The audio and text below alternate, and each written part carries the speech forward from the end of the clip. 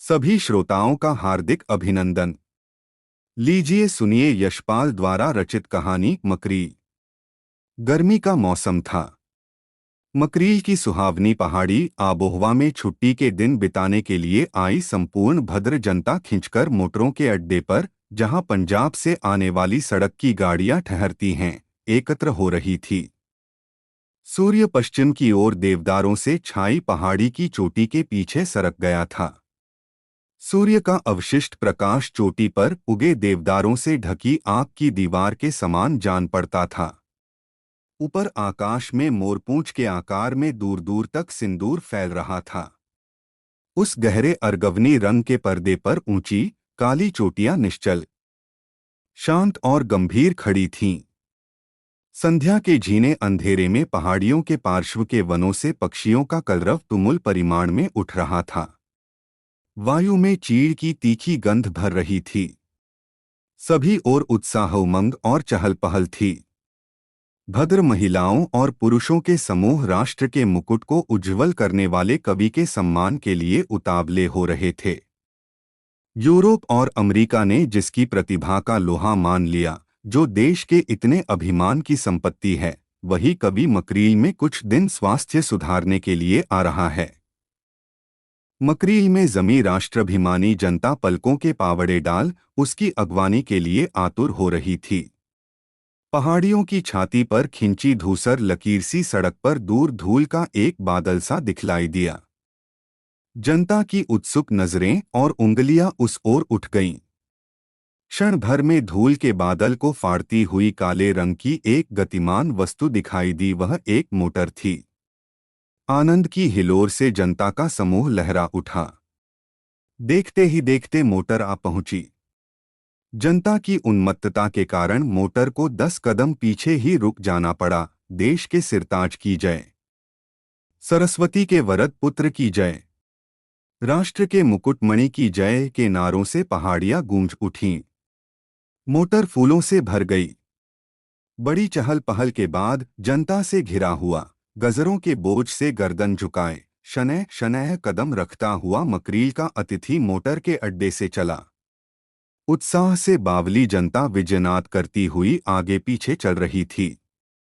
जिन्होंने कवि का चेहरा देख पाया वे भाग्यशाली विरले ही थे। धवलगिरी होटल में दूसरी मंजिल पर कवि को टिकाने की व्यवस्था की गई थी। वहां उसे पहुंचा, बहुत देर तक उसके आराम में व्याघात कर जनता अपने स्थान को लौट आई। क्वार की त्रयोदशी का चंद्रमा पार्वत्य प्रदेश के निर्मल आकाश में ऊंचा उठ अपनी शीतल आभा से आकाश और पृथ्वी को स्तंभित किए था। उस दूध की बौछार से धवलगिरी की हिमधवल 2 मंजिली इमारत चांदी की दीवार सी चमक रही थी। होटल के आंगन की फुलवारी में खूब चांदनी थी, परंतु उत्तर पूर्व के भाग में इमारत के बाजू की छाया पड़ने से अंधेरा था। बिजली के प्रकाश से चमकती खिड़कियों के शीशों और पर्दों के पीछे से आने वाली मरमर ध्वनि तथा नौकरों के चलने फिरने की आवाज के अतिरिक्त सब शांत था।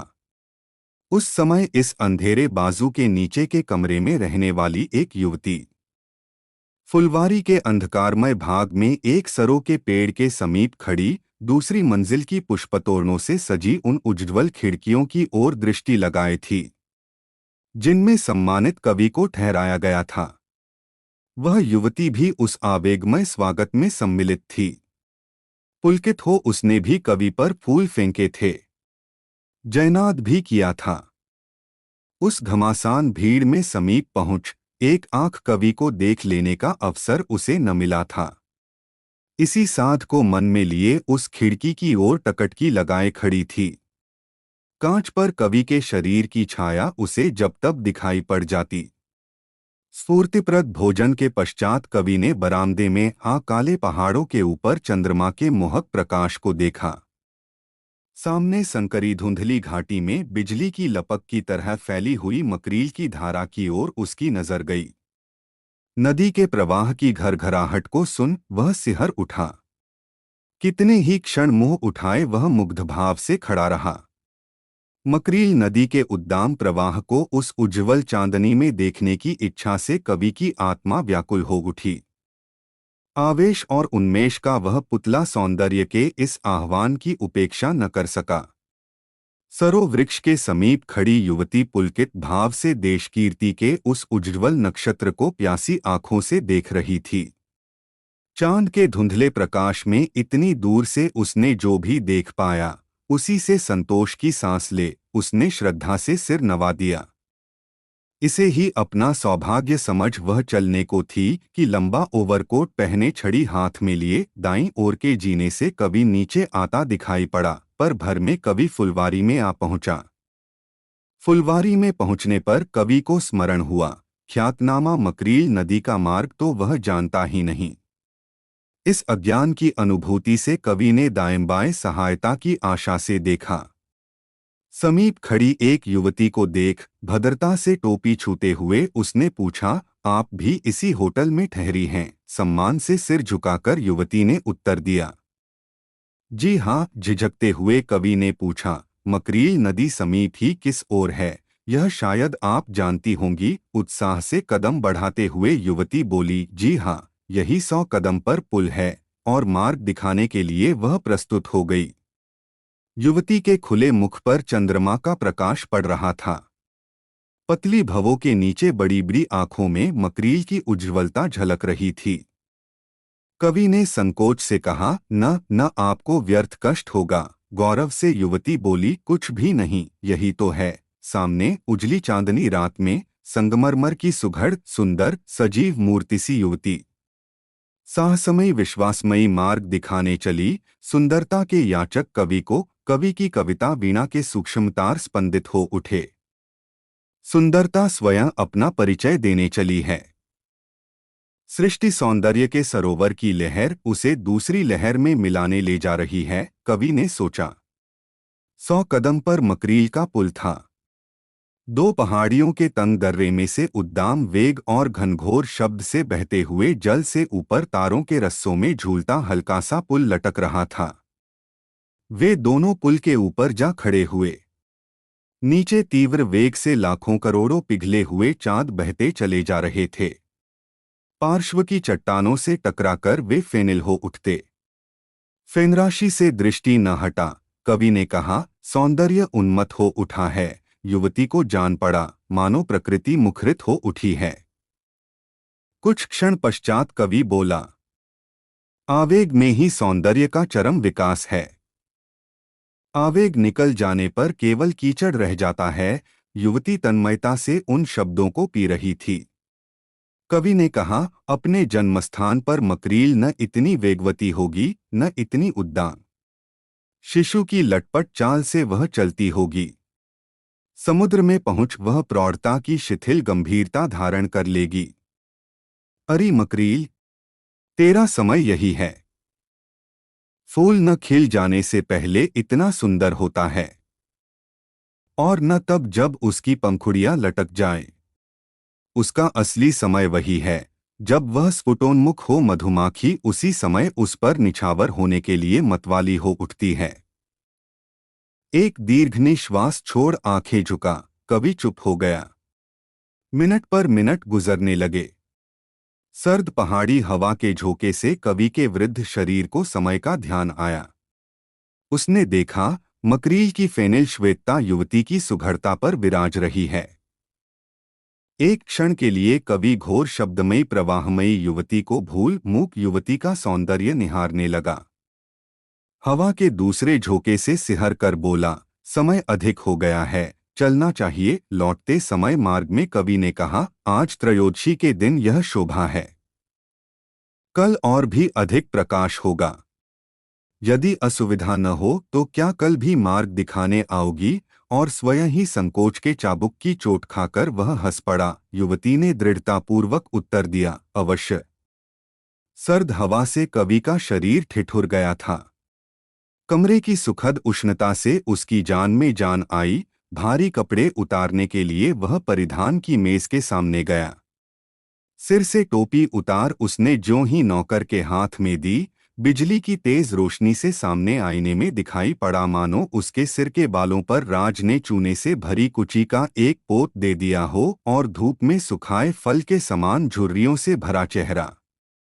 नौकर को हाथ के संकेत से चले जाने को कह वह दोनों हाथों से मुंह ढक कुर्सी पर गिरसा पड़ा। मुंदी हुई पलकों में से उसे दिखाई दिया चांदनी में संगमरमर की उज्ज्वल मूर्ति का सुघड़ चेहरा, जिस पर यौवन की पूर्णता छा रही थी। मकरील का उन्माद भरा प्रवाह। कवि की आत्मा चीख उठी, यौवन, यौवन। ग्लानि की राख के नीचे बुझती चिंगारियों को उमंग के पंखे से सजग कर चतुर्दशी की चांदनी में मकरील का नृत्य देखने के लिए कवि तत्पर हुआ। घोषमयी मकरील को कवि के यौवन से कुछ मतलब न था और मूक मकरील ने पूजा के धूपदीप के धूम्रावरण में कवि के नक्शिख को देखा ही न था। इसलिए वह दिन के समय संसार की दृष्टि से बचकर अपने कमरे में ही पड़ा रहा।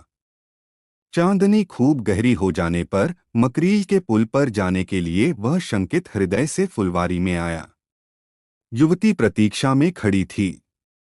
कवि ने धड़कते हुए हृदय से उसकी ओर देखा। आज शाल के बदले वह शुत्री रंग का ओवरकोट पहने थी, परंतु उस गौर सुघड़ नक्शिख को पहचानने में भूल हो सकती थी। कवि ने गदगद स्वर में कहा, ओहो, आपने अपनी बात रख ली, परंतु इस सर्दी में कुसमय। शायद उसके न रखने में ही अधिक बुद्धिमानी होती। व्यर्थ कष्ट क्यों कीजिएगा, आप विश्राम कीजिए। युवती ने सिर झुका उत्तर दिया, मेरा अहोभाग्य है, आपका सत्संग पा रही हूँ। कंटकित स्वर से कवि बोला, सो कुछ नहीं, सो कुछ नहीं। पुल के समीप पहुंच कवि ने कहा, आपकी कृपा है, आप मेरा साथ दे रही हैं। संसार में साथी बड़ी चीज है। मकरील की ओर संकेत कर, यह देखिए, इसका कोई साथी नहीं, इसलिए हाहाकार करती साथी की खोज में दौड़ती चली जा रही है। स्वयं अपने कथन की तीव्रता के अनुभव से संकुचित हो हंसने का असफल प्रयत्न कर अप्रतिभ हो वह प्रवाह की ओर दृष्टि गड़ाए खड़ा रहा। आंखें बिना ऊपर उठाए ही उसने धीरे धीरे कहा, पृथ्वी की परिक्रमा कर आया हूं। कल्पना में सुख की सृष्टि कर जब मैं गाता हूं, संसार पुलकित हो उठता है। काल्पनिक वेदना के मेरे आर्तनाद को सुन संसार रोने लगता है, परंतु मेरे वैयक्तिक सुख दुख से संसार का कोई संबंध नहीं। मैं अकेला हूं। मेरे सुख को बांटने वाला कहीं कोई नहीं, इसलिए वह विकास न पा तीव्र दाह बन जाता है। मेरे दुख का दुर्दम वेग असह्य हो जब उछल पड़ता है, तब भी संसार उसे विनोद का ही साधन समझ बैठता है। मैं पिंजरे में बंद बुलबुल हूं या दुख से रोता हूं, इसकी चिंता किसी को नहीं। काश जीवन में मेरे सुख दुख का कोई अवलंब होता, मेरा कोई साथी होता। मैं अपने सुख दुख का एक भाग उसे दे उसकी अनुभूति का भाग ग्रहण कर सकता। मैं अपने इस निस्सार यश को दूर फेंक संसार का जीव बन जाता। कवि चुप हो गया। मिनट पर मिनट बीतने लगे। ठंडी हवा से जब कवि का बूढ़ा शरीर सिहरने लगा, दीर्घ निश्वास ले उसने कहा, अच्छा चलें। द्रुत वेग से चली जाती जलराशि की ओर दृष्टि किए युवती कंपित स्वर में बोली, मुझे अपना साथी बना लीजिए। मकरील के गंभीर गर्जन में विडंबना की हंसी का स्वर मिलाते हुए कवि बोला, तुम्हें, और चुप रह गया। शरीर कांप उठने के कारण पुल के रेलिंग का आश्रय ले युवती ने लज्जा विजड़ित स्वर में कहा, मैं यद्यपि तुच्छ हूँ ननन, यह बात नहीं। कवि सहसा रुककर बोला, उल्टी बात। हाँ, अब चलें। फुलवारी में पहुंच कवि ने कहा, कल, परंतु बात पूरी कहे बिना ही वह चला गया। अपने कमरे में पहुंचकर सामने आईने की ओर दृष्टि न करने का वह जितना ही यत्न करने लगा, उतना ही स्पष्ट अपने मुख का प्रतिबिंब उसके सम्मुखा उपस्थित होता। बड़ी बेचैनी में कवि का दिन बीता। उसने सुबह हो एक तौलिया आईने पर डाल दिया और दिन भर कहीं बाहर न निकला। दिन भर सोच और जाने क्या निश्चय कर संध्या समय कवि पुनः तैयार हो फुलवारी में गया। शुत्री रंग के कांटे में संगमरमर की वह सुघड़ मूर्ति सामने खड़ी थी। कवि के हृदय की तमाम उलझन क्षण भर में लोप हो गई। कवि ने हंसकर कहा, इस सर्दी में देशकाल पात्र देखकर ही वचन का भी पालन किया जाता है। पूर्णिमा के प्रकाश में कवि ने देखा, उसकी बात के उत्तर में युवती के मुख पर संतोष और आत्मविश्वास की मुस्कुराहट फिर गई। पुल पर पहुंच हंसते हुए कवि बोला, तो साथ देने की बात सचमुच ठीक थी। युवती ने उत्तर दिया, उसमें परिहास की तो कोई बात नहीं। कवि ने युवती की ओर देख साहस कर पूछा, तो जरूर साथ दोगी? हाँ। युवती ने हामी भरी, बिना सिर उठाए ही। सब अवस्था में सदा सिर झुकाकर युवती ने दृढ़ता से उत्तर दिया, हाँ। कवि अविश्वास से हंस पड़ा, तो आओ, उसने कहा, यहीं साथ दो। मकरील के गर्भ में? हाँ, यहीं सही। युवती ने निर्भीक भाव से नेत्र उठाकर कहा। हंसी रोककर कवि ने कहा, अच्छा तो तैयार हो जाओ। 1 2 3। हंसकर कवि अपना हाथ युवती के कंधे पर रखना चाहता था।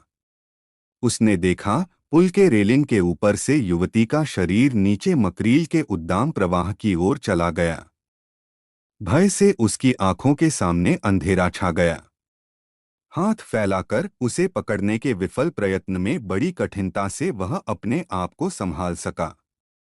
मकरील के घोर गर्जन में एक दफे सुनाई दिया, छप, और फिर केवल नदी का गंभीर गर्जन। कवि को ऐसा जान पड़ा मानो मकरील की लहरें निरंतर उसे आओ आओ कहकर बुला रही हैं। वह सचेत ज्ञानशून्य पुल का रेलिंग पकड़े खड़ा रहा। जब पीठ पीछे से चलकर चंद्रमा का प्रकाश उसके मुंह पर पड़ने लगा, उन्मत्त की भांति लड़खड़ाता वह अपने कमरे की ओर चला। कितनी देर तक वह निश्चल आईने के सामने खड़ा रहा। फिर हाथ की लगड़ी को दोनों हाथों से थाम उसने पड़ापड़ आईने पर कितनी ही चोटें लगाईं। और तब सांस चढ़ाने के कारण वह हांफता हुआ आईने के सामने ही कुर्सी पर धम से गिर पड़ा। प्रात हजामत के लिए गर्म पानी लाने वाले नौकर ने जब देखा कवि आईने के सामने कुर्सी पर निश्चल बैठा है, परंतु आईना टुकड़े टुकड़े हो गया और उसके बीच का भाग गायब है। चौखट में फंसे आईने के लंबे लंबे भाले के से टुकड़े मानो दांत निकालकर कवि के निर्जीव शरीर को डरा रहे हैं। कवि का मुख कागज की भांति पीला और शरीर काठ की भांति जड़ था। उसकी आंखें अब खुली थीं, उनमें से जीवन नहीं, मृत्यु झांक रही थी। बाद में मालूम हुआ, रात के पिछले पहर कवि के कमरे से अनेक बार आता हूँ की पुकार सुनाई दी थी।